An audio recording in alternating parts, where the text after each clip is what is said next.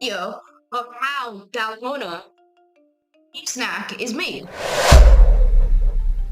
Hmm, This, so they're pressing in some shapes. This is dalgona.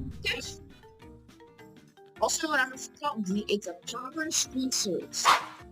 Used to combine syrup and oil to make a syrup. You add a touch of baking soda and stir until the mixture begins to puff up. So it's slowly becoming more like the squeaky snack that we know of. It is then pressed onto a flat surface and then decorated with various symbols. Interesting. It's really cool. So the whole.